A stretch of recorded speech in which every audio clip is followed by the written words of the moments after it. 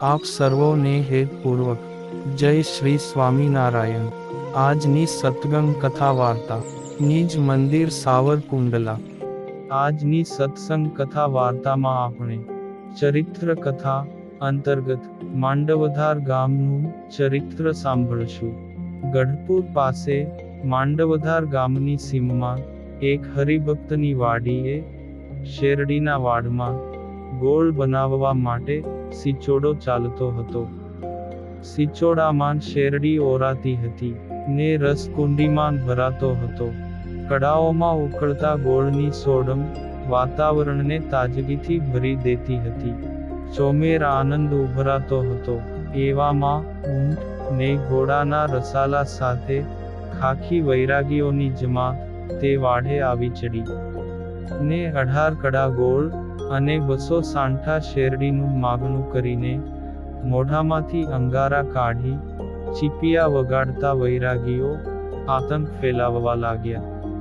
ત્યારે ખેડૂત હરિભક્તોએ શ્રદ્ધા પ્રમાણે આપવાનું કહ્યું, પણ ખાખીઓ તો એકના બે ન થયા। આથી એ વાડીના માલિક ખેડૂતે એને વાતોમાં રોકી રાખીને 2 ઘોડેસવારને ગઢપુર શ્રીજી મહારાજ પાસે સમાચાર દેવા મોકલ્યા। અસવારોએ તો મારતે ઘોડે ગઢપુર દાદા ખાચરના દરબાર ગઢમાં આવીને શ્રી હરિ મહાપ્રભુને આ વાતથી વાકેફ કર્યા। આથી શ્રી પ્રભુએ સચ્ચિદાનંદ સ્વામીને સંતમંડળ સાથે એમની વેળા મોકલ્યા। તે સંતો વાડે આવ્યા ત્યાં તો અડબંગ વૈરાગીઓની જમાત ત્યાં અડીંગો જમાવીને બેઠેલી જોવામાં આવી। સંતો આવ્યા એટલે તેઓ બબડવા લાગ્યા, અરે ये जीवन मुक्ता इधर क्यों ना आए। સચ્ચિદાનંદ સ્વામી તો કશુંય બોલ્યા વિના સીધા સિચોડા પાસે ગયા ને જાંગીએ જૂતેલા બળદોને છોડાવી નાખ્યા ને પછી જમાતના મહંતને કહ્યું કે બળદ વગર આ સિચોડો તમે ચલાવો, નહીં તો હું ચલાવું। આ સાંભળીને મહંતે કહ્યું કે મહાત્મા, અરે ये कैसे होगा, तो आप चलाइए ने, हम भी तो आपकी सिद्धाई देखेंगे।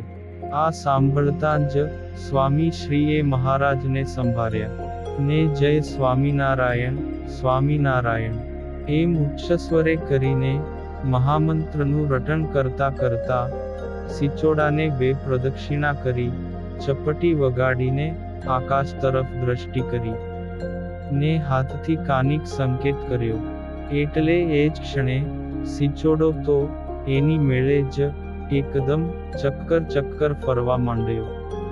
આ જોઈને ત્યાં ઊભેલા સહુ નવાઈ પામી ગયા, પણ પેલા વૈરાગીઓના મહંતનું મોં તો ઝાંખું પડી ગયું ને હરિભક્તો તો તેમાં સાંઠા ઓરવા માંડ્યા ને થોડીવારમાં તો શેરડીનું પીલાણ થતાં જ રસની કુંડી પણ ભરાઈ ગઈ। એટલે સચ્ચિદાનંદ સ્વામીએ રસને ગાળીને કડાઈમાં નંખાવ્યો ને વૈરાગીઓને ઉદ્દેશીને કહ્યું કે હે સિદ્ધ મહાત્માઓ, 18 કડા ગોળ ને 200 સાંઠા શેરડી જોઈતા હોય તો સિદ્ધાઈ દેખાડીને આ રસની કુંડી ફરીથી પાછી ભરી દિયો, નહીં તો જે રાજી થઈને જે આપે તે લઈને ચાલતા થાવ ને હવે જો કાની તંત કરશો તો તમારી વાત છે। આ સાંભળીને તેઓ તો ડઘાઈ ગયા ને કશુંને લેવાય ન રોકાયા ને વાજોવાજ ઊભે માર્ગે ચાલતા થઈ ગયા। વૈરાગીઓની જમાત વિલે મોઢે ગયા પછી ભક્તોએ સ્વામીને પૂછ્યું કે સ્વામી, તમે બળદ વગર આ સિચોડો શી રીતે ચલાવ્યો, એ અમોને કૃપા કરીને કહો તો ખરા।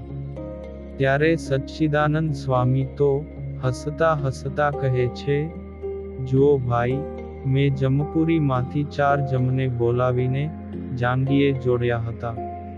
ત્યારે હરિભક્તો બોલ્યા, જે તો મા બાપ તમે જ સાચા સિદ્ધ છો।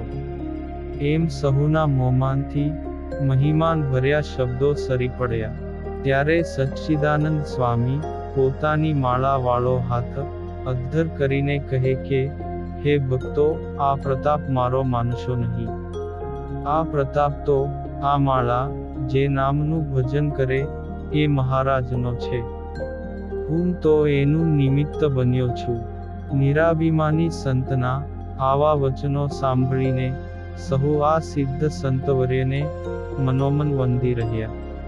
પછી 5 દિવસ સંતોને હરિભક્તોએ સ્વામીને ત્યાં રોક્યા, ને તાજો ગોળ ને શેરડી જમાડી.